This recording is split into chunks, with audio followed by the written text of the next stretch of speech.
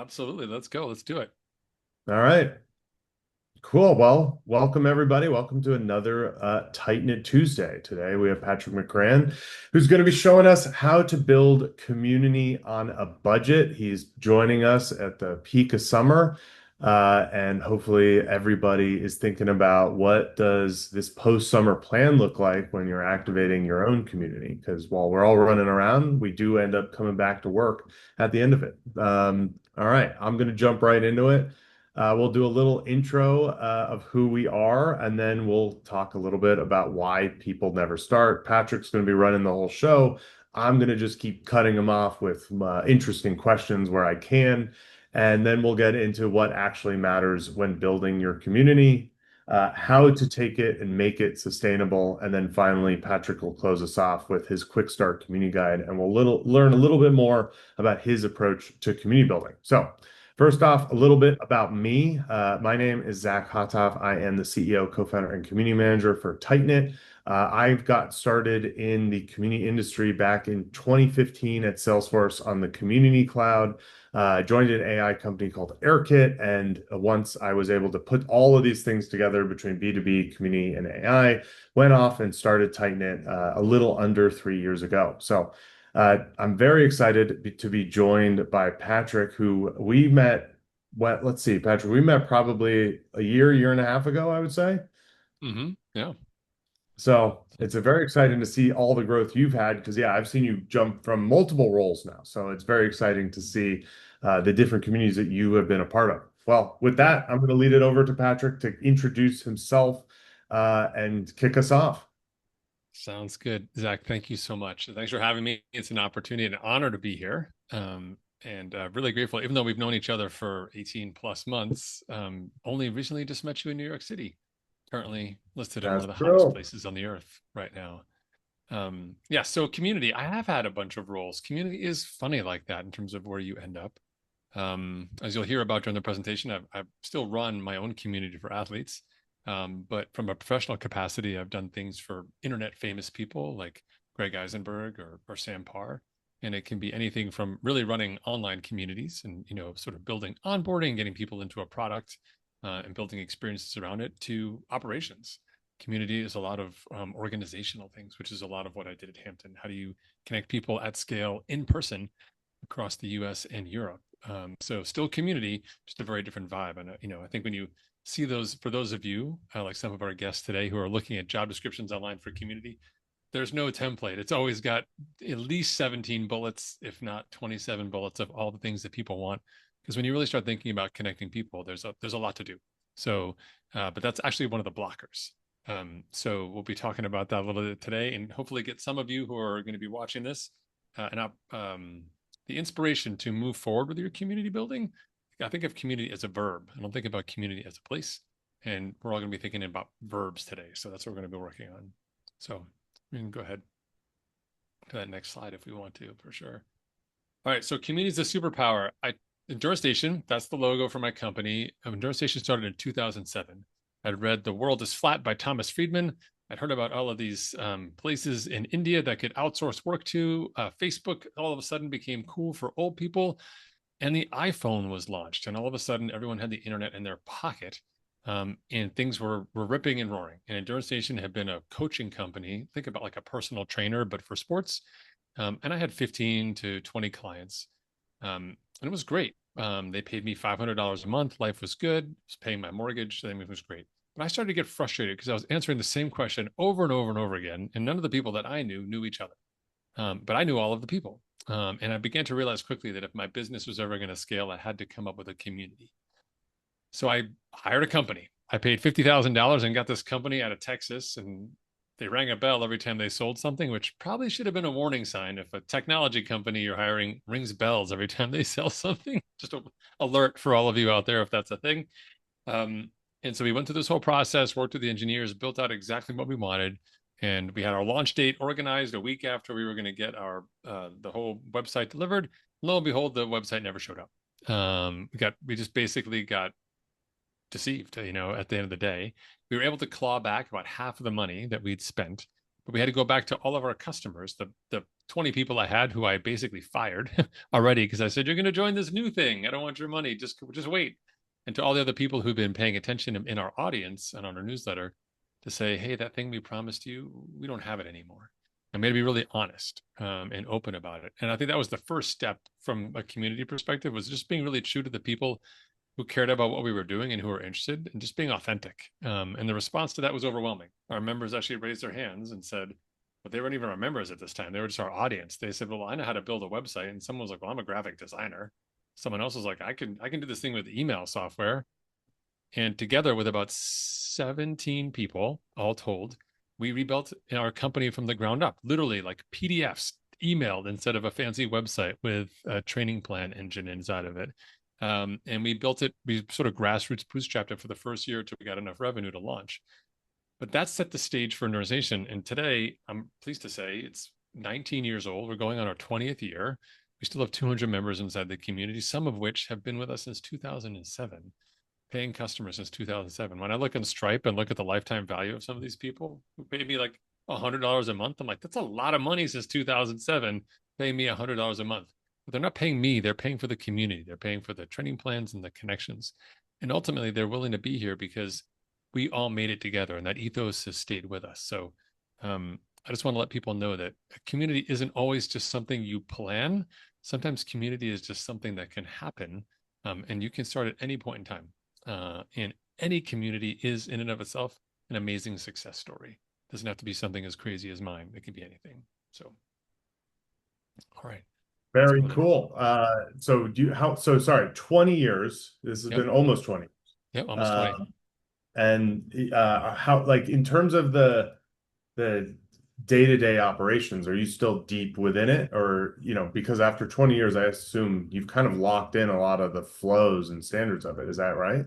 Yeah, so a lot of it is super optimized. I will say the technology has changed. When you've been doing community for that long, boy, there's a lot of new things that come out all the time to sort of help you out, or sometimes not help you out. So there's the benefit of sort of having that perspective on my side.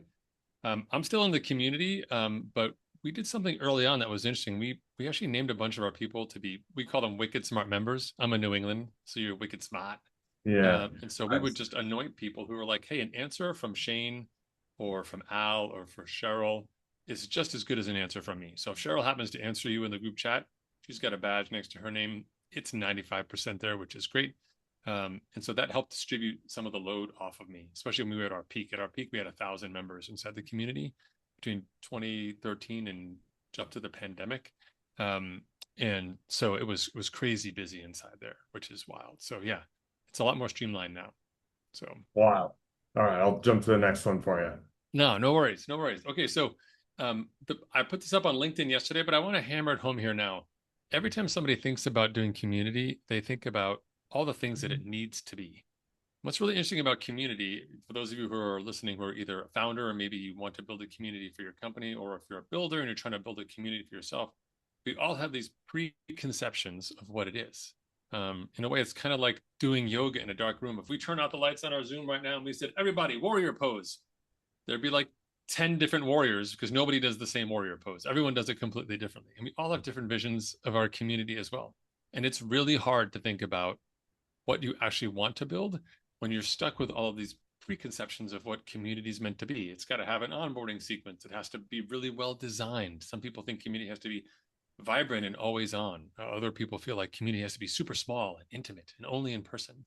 All of these rules and preconceptions you have are just blocking you from actually doing something. It's for those of you who are Seinfeld fans, for the older people, Seinfeld always had a really good idea of who he wanted to date, and it was never the person he was actually dating. He had always had these rules about who he needed to date. Can't brush your teeth so much. Can't be such a close talker. Like, can't just show up unannounced at dinner time. And never actually got to having a relationship. And community can be that way for you too, if you're not careful. And so I really want to dispel a lot of these myths. Community doesn't have to be big at all. In fact, right here, right now, we're in a small community of people who are participating in this event. Summertime itself, we were talking about at the beginning of this call. Summertime is a community. There's all sorts of people you see in the summer that you don't see any other time of year. They're your neighbors. They're around you. You never see them anytime. They're outside, running around playing games in the park or sweltering away in a, cafe somewhere trying to get some AC. Community doesn't need a lot of money. If you think to some of the best parties you've ever been to in your life, they probably were a bunch of people hanging around. Maybe there was a fire, maybe there was some beer or some burgers or something simple like that, and that was an awesome time together. It doesn't have to be anything that's over the top, over infrastructured or anything like that. There is no right way to community in terms of like being in person or virtual. The biggest thing is actually just starting with where your people are. I'll get to that in a second. Um, Last but not least, um, about the branding and the 24/7 presence. This is going to be a theme I'll come back to, and hopefully we touch on it a bit, Zach, is it's about the technology side of things. Like now everyone is a designer, everyone is a coder. So it's really tempting to spend lots of time choosing the right hex color for the logo that you're going to be putting on your community before you open the doors to your community. But at the end of the day, that doesn't really matter as much as just getting started with your people. And it's the same with the 24/7. You can fill your community with agents like a welcome agent and a like the daily update agent, but you have to start off with the actual people yourself. So I think it's really important that you are small and get a little hands-on, get a little messy when you start your community. And so actually starting when you don't feel ready is actually the best time to get started with your community. Do you have any reactions to that, Zach? I mean, I agree with all of these. I just literally just got off a call with somebody who's starting a 10-person community. Right. Um, and I mean, I do think one of the things that I always tell people is actually it really starts with one person, right? Like your job is Mm-hmm. to really like servant leadership style, help one person a lot, Mm-hmm. and then you help two people, and then you help four people, and then it goes from there.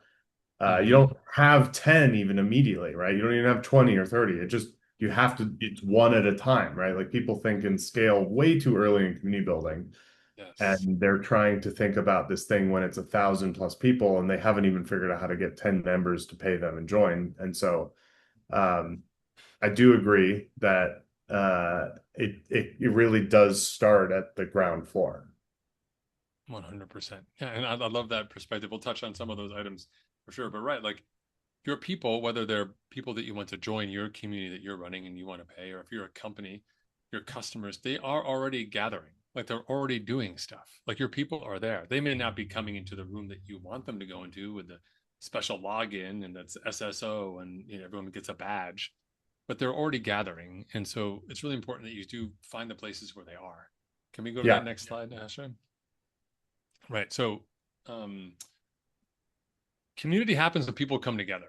And this is what's really important. I think everyone has different versions of what community is. It could be the five old guys who hang out in the coffee shop every morning. It could be the crazy cyclists, those outdoor athletes who meet at the hardware store every Saturday at 7 to ride.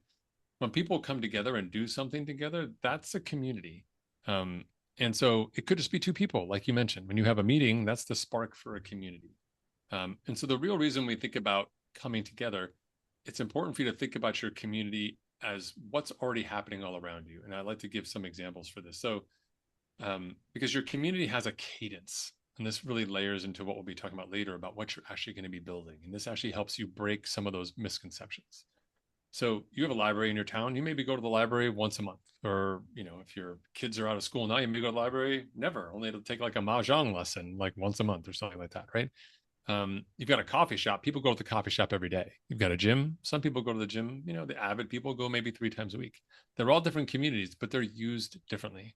So when you think about a community, it's really important to understand that your community doesn't have to be like Tim Hortons or Starbucks. It doesn't have to be something that delivers the goods every single day, super early, time to make the donuts up early and slaving away. It could be something as valuable as a library that people just use once a month. I need to go check in on and touch base and get information and then go back out and play again and then come back, right? It could be something like a school that's only in for 9 months and then they're off for 3 months. One of the biggest mistakes that community builders make is that they assume that when they start it, it will be today. And then they lay out a plan for 30 days. It's got so much stuff in those first 30 days. It's overwhelming. It's overwhelming for them, the people who signed up. It's been 7 days. 6 new things have happened. By the time they come back on their cadence, they have no idea what happened. Everything's changed since the last time they were here. So it's really important for you to think about your people, how they need to be served, and then use that as the style with which you can build a process to serve them, because we're serving the people, right? So if you had a coffee shop, but you only serve coffee like a library once a month, let me tell you, coffee shop's not going to really work out for you as a business because all of your people could be 29 days super upset. And the inverse is also true. If every day you were like, book of the day, book of the day, like someone's going to throw their hot coffee in your face, even though they value that coffee so much because they don't want to hear about book of the day. They're still reading the last book of the day, and too many books a day is too much. So stepping back as an early builder to figure out what that cadence is with your customers, super important so you can build it properly. Um, and when you think about building, all of those places I mentioned they're actually physical places, a coffee shop or a library. They also exist digitally as well. And the best way to start is what I alluded to earlier, which is figuring out where your customers are now. Where do they gather? And so using places like Reddit or online forums to see where people are talking about your topic. For some bigger companies, even if you work for a big company like Clay, your customers are gathering online to talk to one another, to support one another, to give inside information. There's already people who do the thing that you want them to do online already. And so another great way to sort of get to know your customers before you build anything is to find them online and spend time with them wherever they may be to learn. And if it is in your neighborhood, if you're doing something in person, then you're doing a dog walking business, go to the park, see the dog walkers, see the people with the dogs. Just start to immerse yourself inside that culture so you can learn more about the people you're building for. Because it's not so much what you want to build for them, it's what they really want to have built for them. And changing that perspective as a community builder is super important. Yeah, I mean, I think you kind of touch on like you can't be the community for everybody. You have to kind of know what your niche is. Mm-hmm. Uh, like we often say, especially because what we sell is what we call your 9 to 5 community, not your 5 to 9 community. Like I am not going to be competing with your coffee shops anytime soon, even though those are absolutely, community plays, right? There's different types of communities and different types of platforms to be able to meet people at the exact moment, really meet them where they are. And so Mm-hmm. I think that's what you're kind of touching on is um, that there are different I guess like different avenues for being able to actually build the community that most people are trying to accomplish. Exactly. And the people you're with. So whether you're looking for a community job or you're building something, how often do they do the thing? How often do they need to be talked to? If you're at a young startup and you've got 20 people signing up a day, that's a lot of onboarding, like and a lot of new members coming in. If you're at a more mature place or that has an enterprise style sales cycle that takes 9 months, that's a different play for community in terms of the resources that they need. They've got a longer life cycle. That community needs a journey to match what the community journeys have. And so a lot about what you're going to be building should be based off of the people that you're serving. That's why I think I use those examples because people are like, oh yeah, that's right. I wouldn't want to do that. But when we build on our own, we often make things way too complex and we really um, underestimate how much work it takes to do the things that we think is important, right? Um, Yeah, so, all no, right, totally agree. Cool. All right, all I'm right. jumping to the next one. Righty. Next one, what do we got? Boom. Here we go. Yes. just I can't. This is just do it. If Nike was here, they would come after me. But like, just start it. A community of 10 people, amazing. It all starts with just one person. The first step to community is telling someone else that you're starting one. To be like, hey, I'm building something. Do you want to be a part of it? Because future members of your community are not joining you because you decided to start a community. They're joining you because you have other people who are part of something. But the only way you get other people to be part of something is to start talking to at least one person about the thing that you're starting. And so when someone has a dinner party, people aren't showing up because Patrick, am having a dinner party at my house. They're coming because I have Shane who's here.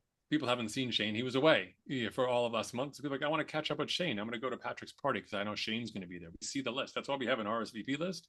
That's why you can see who's on the guest list and you can see who's going to be there. It's not just about the stars. It's the other people. It's the interplay between them, which is super important. And so just starting is really important. And like I mentioned earlier, you could start by just going to a place like Reddit or an online space where you can just interact with your people already. It's a great place to find people who are talking about a topic. And when they get stuck, for example, no one can figure out how to download I was just ran into this morning, trying to download all of these photo albums from an online photo service that I joined in 2007, which by the way, isn't really working anymore, but I have to get, 50,000 photos off this website. Well, it turns out there's a lot of people on Reddit who are trying to figure out how to get their photos off this website. And so someone in there is organizing, he's building something and asking people to go to his GitHub and help him figure out how to make this thing work to build it. He's built a community of people who are trying to solve this problem. It's a temporary community, but it's a place to come together. And we're learning about each other and we're learning who has technical expertise and what are they trying to do. And you did this photo you just shared of this, gigantic megapixel image. It's of a zoo. Like, where is that zoo? I've been there before. And now people are talking about the zoo that they've all been to, and they're building relationships because they're doing stuff together and solving problems.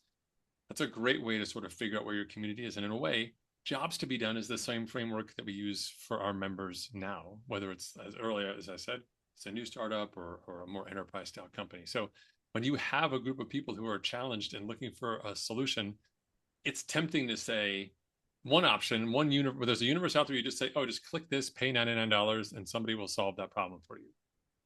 The community plays to say, hey, come over here. Let's try and figure out what are the problems that we're having. Let's talk about it so we can figure it out and then come up with the solutions.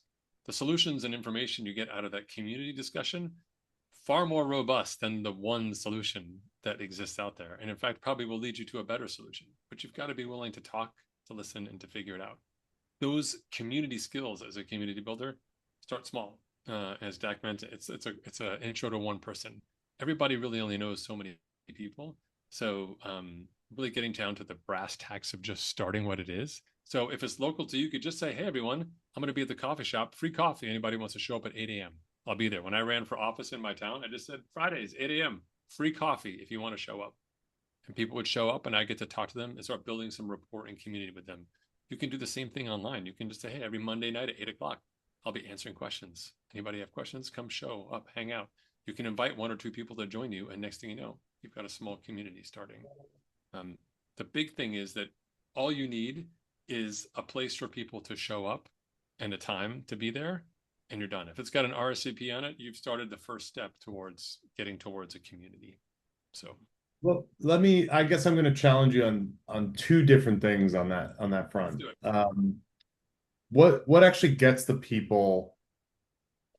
I'm looking at both firing up a space and inviting people in, and I think those are two separate problems. So let's start with fire up a space. How much importance do you put on the founder of a community, the person who's actually the one starting it and the one who's basically the shepherd for this thing in the beginning? Um, what's really important about that person is that they have to be obsessed about whatever it is they're doing. So if it's a golf community, for example, like you are just a nerd about all things golf. If you are starting your own community for something, founders by default are obsessed about what they're building, their industry or their product or the problem that they're solving. Those are great people to know. So people will want to come because they're going to want to learn. They want to tap into your network, your brain, your insights, your information, your expertise. So you don't have to be a superstar. Like this person with on the photo side doesn't have to be a great photographer to build a resource, but he has to be able to build a resource to solve this problem, everyone.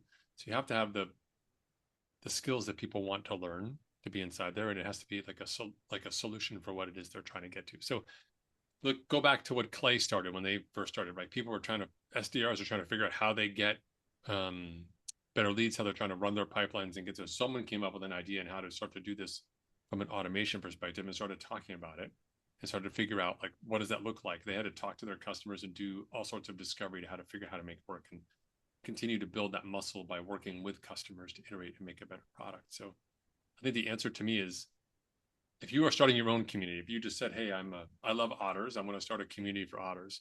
If you're obsessed about them, amazing. You know all the facts. If I had to read to do 30 days, one fact a day, you could do it. If it's not something you're that into, I'm going to tell you, you're going to run into issues because it's going to be really hard to continue running that energy and that playbook for long enough for enough people to come because you're going to have to shine that light for a while. You're on to us on why we started Tightknit. It was strictly as an otter-based community, so I get it. No, I think just having been in this space for a while, I do think there is an element of, yeah, the founder needs to be obsessed with building community. No one wants to no one wants to join a half-assed community where this person is like clearly not in it for the right reasons.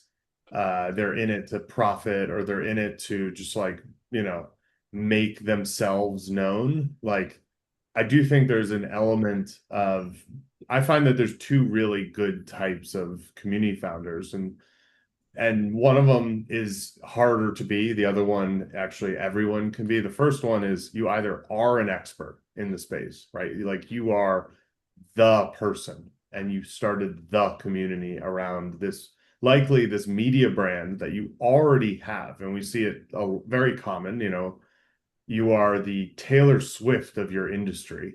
The community will gravitate to you whether you like it or not. That is a very common like role in the community builder. On the opposite side, there actually is that person who I would argue isn't the person that is the one creating the gravity, but like you said, they're obsessed with it. They know everything there is to know, or they plan to, or they want to meet every person that can, you know, do it. Like there's the connector capability of, hey, if you don't have to be the best community builder. You just need to know who the right people are to get into the room. I tell a lot of people, if you want to go and talk to someone that you don't think you'd ever be able to get in the room, go get 25 people that also want to talk to that person, and then reach out to that person and say, hey, I've got 30 people that you could come talk to, and we'll all be in the room listening to every word that you're saying. That is a way better invite than trying to get a one-on-one with someone. So, you know, you can use the community. It's this self-fulfilling prophecy that you could, you know, one of my favorite communities that I'm a part of is the Acquired podcast. It's built around content. It's you know, the folks that are running it are not experts, but they are really good at meeting the experts and learning about it, and, you know, slicing it in a way that I can eat it up and understand it. And I think that's how most of us are, right? Like 95% of us are going to be in that category of community building. Like I was not a, how do I put this? Like I have, before starting Tightknit, I had never run a community per se, I will argue, right? Like never run a real enterprise community as a community manager, but I sure as heck knew who the right people were to talk to very early on. And I think that's helped us grow so much as we've been able to build that trust layer. But you also are very, there's a bunch of other things you do that make you successful, right? And Um, Patrick, we lost your sound just a little bit. If oh, sorry, I was playing around with my microphone. Thanks for letting me know. Sorry, I got carried away we're listening to you. I back. was like swinging my microphone. Sorry about that. Um, there's a lot of reasons why you're successful, but I want to go back to those two examples that you gave for sure, because obviously I will be the next Taylor Swift. You can just say there's a one of one, but I'm clearly you've I never see heard me it. sing. Maybe you I could see see it. it. The resemblance Yeah. is uncanny for It, sure. it, for anyone who is only listening to this one day and not looking, Patrick Hmm. looks almost identical to a Taylor Swift Travis Kelce combo, actually. You can actually, yes, actually, like their baby. I look like their future baby, just so you know. Yes. When you think about it, when we think for the community side, let's use Taylor Swift as an example, right? So there's people who, you know, there's Taylor Swift, she can only make the music, but the fan community that follows Taylor Swift is insane. And there's people who have different fan clubs in different cities, right? And when she was having her concerts, or when she did this, launched the movie in the movie theaters, like the fans were getting together in those theaters to hang out and spend time with one another because they had her in common. So that passion or that thing is something that's like a shared thing. So for me, with that Saturday morning bike ride example I gave, is people who love bikes are going to show up at 7. Like where do we go when we get to do the thing that we love to do, or that we need to learn? You know, and for me, it's the community is almost like a school. And as a community builder, one of the biggest challenges you have is not just developing that passion, but having that curiosity about the topic. So not being concerned about being the authority, but being the person who's like, hey, I don't know, maybe this person who just showed up, like literally joined today, has information that I need to know, and treating the new people just as well as you treat the people who've been here for a while. Because part of being in a community is you are always learning. There's always new information coming in, and everyone gets to sit at the table and to participate. When people start designing communities and say, oh, you're a level 1 and you only get one channel, but in level 4 you get 3 more channels, And then at level 9, when you get 100 points, which later on we discover requires like 4,000 hours of effort, and we did the math wrong on the point levers and the automatic unlocks, and nobody got there. Um, then you get more stuff. Like we've just built this whole artificial piece that's too complicated, other than just saying, "Hey, come show up, let's talk, let's get to know one another." Where do you want to go? Maybe some people just want to. Maybe my bike people only want to know how to fix bikes. Maybe they just want to buy new bikes. Maybe they just want to go travel places with bikes. I don't know yet. I just know we have bikes in common. So I do agree that having the gravity is important. It doesn't just have to be a person though. It can be a topic, or it can be a commonly shared challenge. The other piece that I want to touch on too is the time bound piece of it too. A podcast is a great example. Even someone like Tim Ferriss, who's been around for years, his podcast is time bound. Like he does it on a certain schedule. He's only doing it for a certain period of time. And so it's not like your community there may be times a year where your community is more relevant. Like if you run a homeschool community, like I've seen some great online homeschool communities, they're not very busy from June through August because nobody's homeschooling. They're all going to do cool stuff with their kids. So you're not going to have a Yeah. robust homeschooling community if you try and launch it right now. But if you get to end of August, into September, when people are trying to figure out what to do for the next year coming around, then you got something there. So there's also an element of timing, which I think is really important. You can't, launch your new coffee brand at 1 a.m. On the street. Like no one's going to be there to drink your coffee, or probably not someone who really wants coffee. So there's a bunch of other components too. I think your example of the podcast is a good one because we can all see a podcast. Like look at David Senra and the Founder podcast. He's obsessed with founders and telling their stories and doing a deep dive. He's a great person to know and to follow. And if you listen to his podcast and I listen to his podcast, you and I already have something in common. We can talk about the books. We can talk about which founder we like more versus the other, which one's controversial. What if founder A met founder B and they had a fight? Who would win? We could have all those conversations and really nerd out and be a part of a community that maybe takes those founder lessons and brings them to life in our own companies, or design our life around those topics, whatever maybe. All of that's possible. So it doesn't. I wouldn't want to say it's just a person that makes the community amazing. It's the gravity that's there. And if you're as a builder of community, if you come to a company that has gravity, or an idea or a topic that has gravity, that's a great place to start. That's a sign that that's a great place to And build. and yeah, maybe I have so many thoughts, but I think the final thing I'll close it on. I didn't mean that you have to have this sole person that like keeps it Mm, going forever. The beginning of a community relies so much on the trust of the individual who's mhm, operating. But like Endurance Nation, which becomes this 20-year thing, like I'm sure, Patrick, you could go on a year sabbatical and that community will continue to operate as if you were never truly gone because it's mhm, created that gravity and it's locked in its landscape. It mhm. is like planet building. I really call community universe building, right? You're like building the Marvel universe, you're building the Taylor Swift Right. universe. You're building stories that like only exist in these universe. Like, Mhm, and so I think your Endurance Nation is a good example of you started it very clearly. No one would ever have joined if you weren't the coach of those, 30 odd individuals. mhm, mhm. But the 200 that are now a part of it have joined potentially not because of you, but because of something else, the gravity that you were able to kind of initially create. So, all right, I'll jump to Yeah. your next slides because I know All right. we only got a few slides and we might as well before we Let's do deviate it. too Yeah, far. let's go. So sorry. Yeah, totally. So this slide here is actually some great tight knit examples here as well from your community. So when we think about building a community, and I mentioned earlier, it's about time. It's not just time when your members show up, it's also your time. It's very easy to spend a lot of time building your community and doing lots of things that aren't the thing that people need.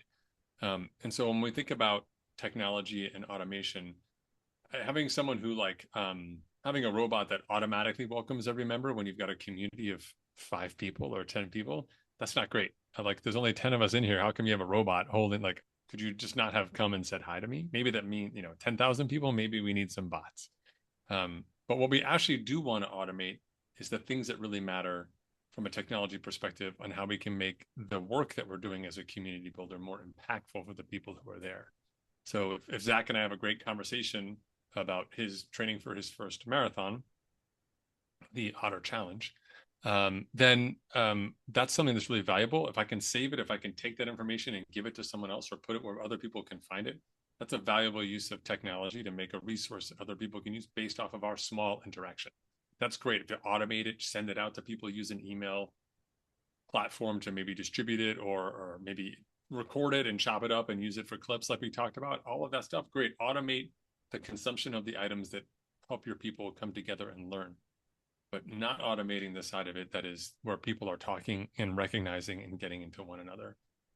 Similarly, in this example that we have here, if you're a great place to start is with customer support. Like customer support is like a fertile feeding ground for what a community could be for a product or a startup, which is people who've got questions about how things work and they really want to know how to solve a problem, but they also 1 out of 10 of those people also want to know why we're talking about this problem, or why did you design it this way, or why did you make it 4 clicks instead of 3, or why is it on the right side of my screen, not the left side of my screen, which is incredible feedback for you as someone who's building a new product or service.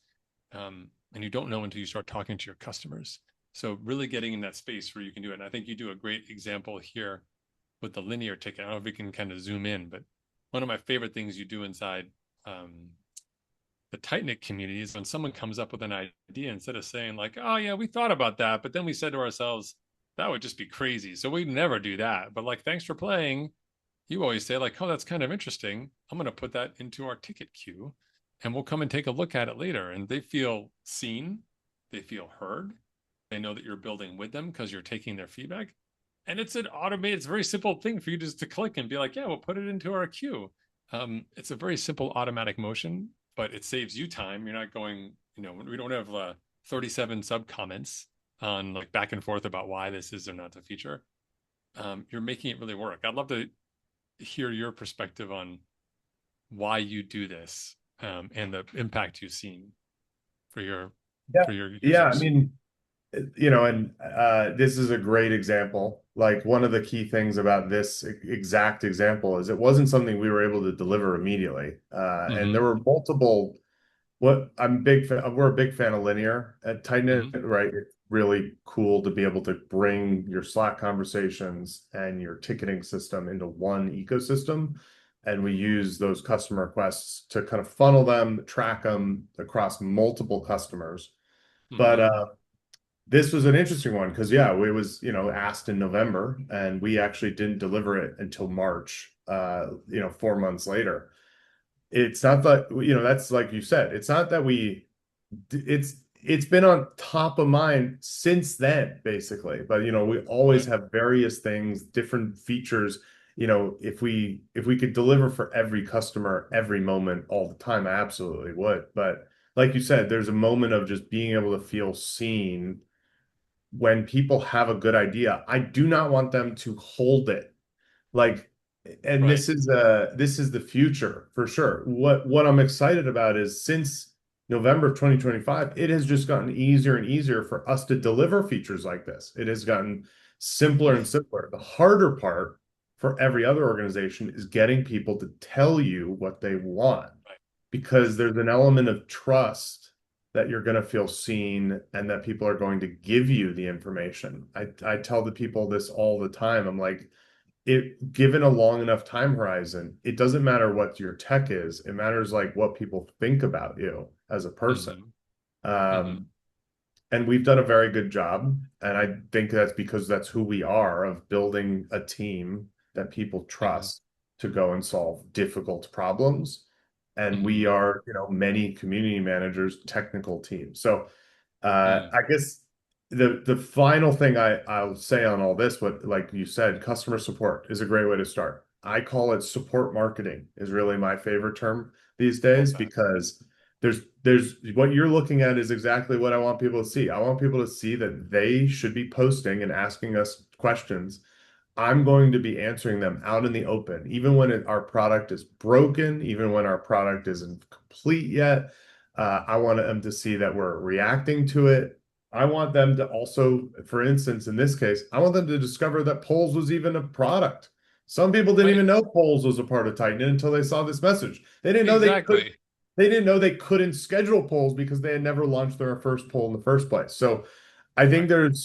there's so much that I like about customer support in an Mhm. open space, that really propels a business to it just shows that you're actually listening and that you're actually building what customers want. Whereas if you don't Mhm. create a space like this, I have no idea what most of the Mhm. products we use are building.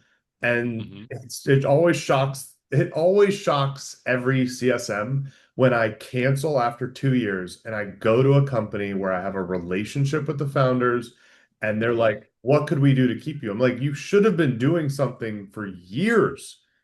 I mean, you Mhm. missed out. Like you didn't create this space that I don't even know where to ask for things. How do I tell you what I want? Totally. Agreed. Agreed. Like I think um there's so many powerful things happening here with this example that people shouldn't lose sight of. So if you're going to a company and they're like, well, we don't know where to start with community, like go get some piece of software and make a forum and let people talk. Like, no, that you already have probably a community of users right inside your support channels. Like, it's a great place to start. Getting to meet your most ardent customers, whether they're happy about what you're doing or they're unhappy, they hit the green button or the red button about it, they care. Like they care enough to tell you, and that in and of itself is an important signal, and tells you as well. It also what's not happening here is you're not building something right away for that person. It's tempting to be like, oh, quick, 1 second, I'm just gonna go open a side panel here and just code what you need. You're collecting the information, you're showing them that they get information, and then you can deliver on it later. You're taking it into account. People just want to be heard.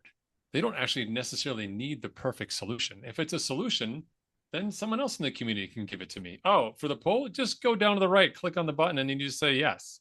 And I'm like, oh, that's great. That's a solution. You don't have to be the provider of the solution, but you do want to be the person who is collecting all of that input and feedback, the sort of having those conversations. You're normalizing the relationships that other people are having inside Tightknit. Because what's the best part about this is someone else is going to see this conversation and be like, I had that same problem. And now I'm not alone. Now I can talk to the person who asked the question. How did they get there? I'm 2 steps behind you. Like, even just fielding these questions is giving permission for other people who are using Tightknit to talk to one another and be a resource. Or I can say, how did you do that? That person will spend time telling me how to do it.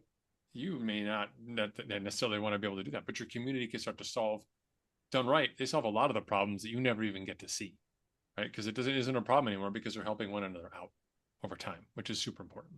So, and it saves your time. I love All it. right. Well, I have so much to continue on, but I want to make sure we got enough time to get to your guide. And so we'll jump into the next ones and we'll make sure we have a little time at the end. But yeah, Patrick, Yeah, what do we totally. do? How do we start a community on a budget? Mm-hmm. Totally, totally. So number one, there's plenty of places out there that are free. Like with Slack, you can start up a free trial and get started. And most platforms have a free way for you to start. But you could even start a WhatsApp group or a group chat. It doesn't have to be a paid platform where you're embedding logos and doing items like that. You can just start a conversation. You can start an email thread with some of your most interesting customers and just see where the conversation goes as people start talking to one another. So again, just using technology as a tool to gather people that have a shared challenge or interest is a great way to do it. And I think to start. So, number one is identifying what is that gravity point for your customer. So, is it a customer that you have that has run into a challenge? Is it a group of customers that are just starting new on a new feature that's being launched? Is it a group of people who are is there a World Cup game in 2 days and the trains are shut down because of the heat and nobody can get there? That's a community waiting to happen. People need to carpool. They got to get to this World Cup game. That's a community opportunity. And so really getting nuanced and understanding where opportunities for communities are happening. I just did a call this morning with one of my clients, and they have all of these. They created two different groups of people who are members that had earned so many points and badges, and they were their stayed sort of like go-to resources. Well, they've been around for 2 years now, and a lot of those members have moved on. They're no longer doing the same thing anymore. So they have 20 people on the list, but there was really nobody there anymore because they no longer use the product. And the people who've been there for the last few months who are super active is more important. So I was trying to explain to this company that like actually running focus groups with the newest people is actually the highest signal thing you can do. Get them engaged because they'll never meet Gerald. Gerald is gone. Gerald was here in 2023. He was great, but he's moved on now. He doesn't use a product anymore. He uses something else, or maybe doesn't use any of this anymore. So we need to talk to the people we have. So the community motion of starting as a community builder, you're always starting, even in a place where you may have something more formal, just getting started. So for me, it's drawing a circle around those people. So it could be something, again, something as simple as an email thread. It could be a forum thread if you've got something. It could be something if you do want to be creative inside of a Slack as well. The key thing that you want to budget for, which is the point on my side here, was your time. Is making sure that you're spending the right amount of time in delivering the value to what the people want and not getting carried away. You do not need an incredible deck. You do not need a 17 rooms, broken down by different categories of topics. Like I'm sure you, with your linear tickets, you could come up with like 18 different rooms that people needed to have. Like tickets submitted on Tuesdays, tickets that will take 6 hours of work, tickets that involve 4 people to contribute on, tickets that require a consultant. You could have all sorts of different categories. None of that really helps the people you need. They just want a place where they can talk about what they need to get done. So the less you can do to start, the better off you'll be, is what I'm talking about. So I always say make people uncomfortably cramped in the beginning. Make it so that they're yes, begging you to make another space. I Uh, I just flew home last night. Being on a plane, talk about uncomfortably cramped. Like even if you're not a talker, people get on planes and they start talking to each other because they are so proximate to one another. You just can't help but not say hi to your neighbor because they're right there. I Yeah. literally just had a 2 hour conversation with my neighbor on the way home. It's coach, baby. Coach is Hey, where let's do community it. is made. Exactly. First Totally. class, that's not a community. Coach, Not where it's though, at. that's where it's at. No, I 100% agree. And I think the Yeah. other one that I always want to tell people is community is a multiplier of your other efforts.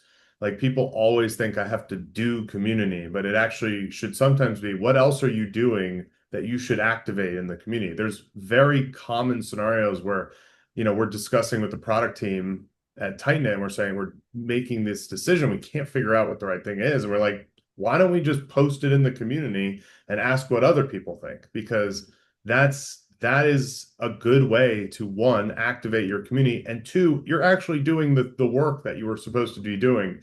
And so the access to people and using them as a way to do your work at the same time will also help from that time constraint. So, all right, I'll jump to Yes. the last one. Or sorry, yeah, I think this is one of the last slides. We're almost there. It is. We're almost there. So you mentioned we'll go through this one fast, but it gets back to what you alluded to earlier, which is like just starting with one other person. You know, it's just saying like, hey, making a relationship with one person. If you make a great relationship with that person can tell someone else while you're telling someone else, and it's an easy way. You're 7 moves away from having 100 people inside your community. If we just double every time we go forward. So instead of thinking about what most people do is say, if I have 100 people and they're paying me $50 a month, then I have this much. Like that's not how community works, right? Community Yeah. is something that it's an organism. It grows, and so great community builders on the plane. You sit down and you're talking to someone, and they're like, "Oh, about whatever. Like I live in Buffalo or something like that." You could be like, "Oh, like this guy over here with the buffalo hat on. You guys must be friends." All of a sudden, now that person's been pulled into your community because you're connecting those people. Like great communities have lots of little ties that happen between smaller groups of people. Your job as a community builder is to be the reason why people show up, but also to help make other people be the star and have them join in that conversation. And so Yeah. the hardest work is the first conversation. Go ahead. I mean, no, I think it's baking bread. And I mean this in the most funny analogy ever. You're taking a literal culture from one piece of bread and putting it to the Mm, next piece of bread. And the mm, cultures they grow between every loaf. And that's exactly what you're saying, right? You start mm-hmm. with the culture of one loaf of bread and you move it from spot to spot. And that's how Mm-hmm. every great baker will tell you. It's like they've been using the same cultures for 150 years in bread and humans and communities are the same way. Uh, Exactly. all right, Totally. coming Testosterone. into it. This is the last piece here, which is like if community is working, what you just said is that people are in there talking, even though you didn't say something. Like so, if people will say, "Oh, how many new members do I have? What's the activity rate? How many logins do I have? How many visitors? Like how many posts this week, etc." It's really if your community, to your point, and when you turn off your community, which is the most important part of a community, is you're at 5 o'clock, we turn off the community and you turn it back on tomorrow morning at 9. You come back and you find that people have been doing stuff while you're away is amazing. I know folks are getting all excited about like AI and like my agent was working when I'm sleeping. Like okay, like it's just a we told it to. It's a robot. It's gonna do the thing. It probably who knows what it's building, right?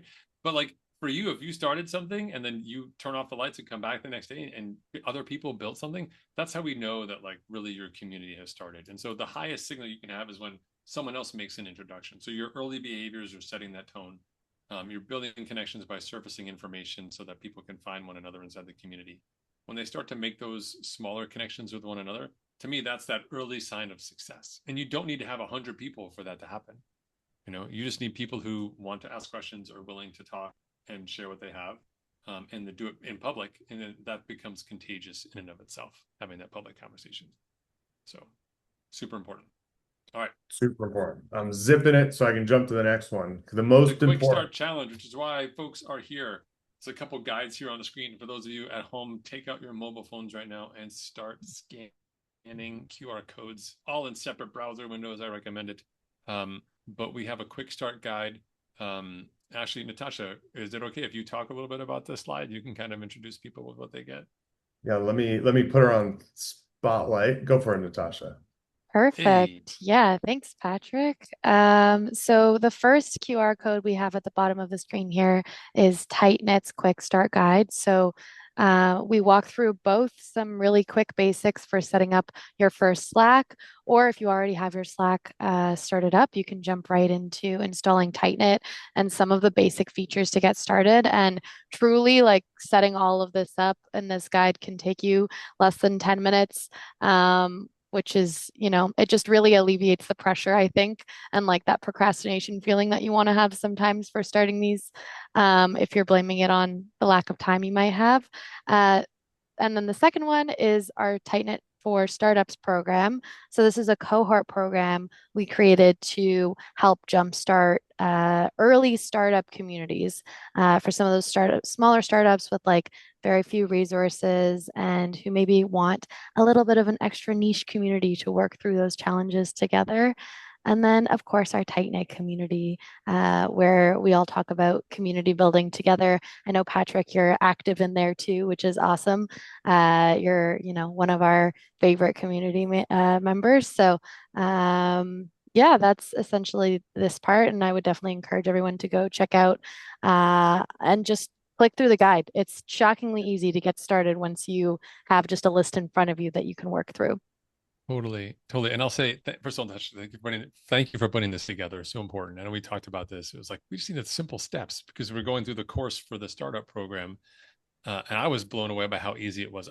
Here's the thing. Most of us use Slack. Everybody knows Slack. How many people here have started Slack? Like started an actual Slack? Very few people. Probably need a tech department. Am I right? We need at least $10,000 Yeah. and we need like logos and like the names of, no, like literally anybody can start a Slack. You could start a Slack for the end of the summer, right? Like beat the heat. You could have a beat the heat Slack, and be like, hey, just come join us. Everyone, because Slack is great because it pulls everybody professionally into a similar space. So they've already got it on their phones. So you've already removed it. So, but it doesn't have to be something that's complicated. It could just be something fun. And in fact, for those of you who are new to community building, even if you're looking for a job, let's say if you're here inside Tighten and you're trying to learn more about the companies that are building with community, you can still just start a small community yourself. There's nothing to stop you from doing it. Like community can be time bound. It can be something super small.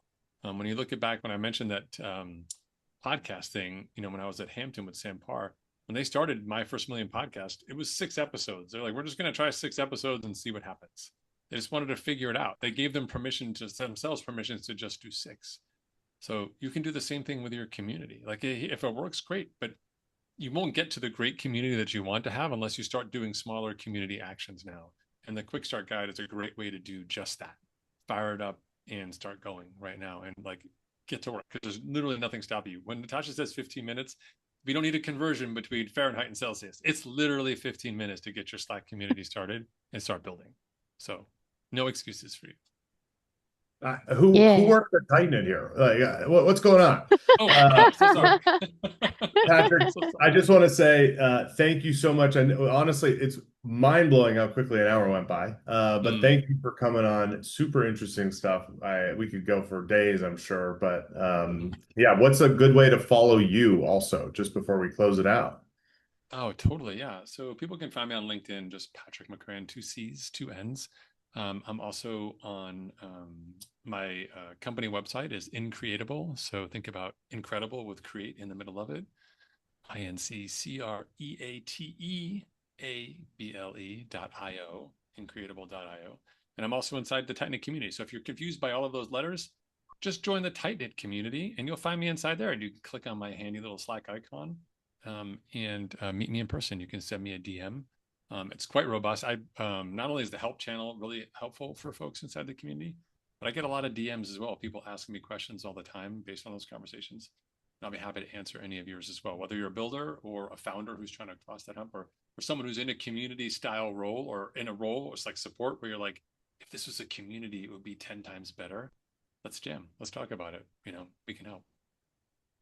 I love it. Well, with that, thank you for coming to Tightknit Tuesday, and we hope everyone has a great rest of the week.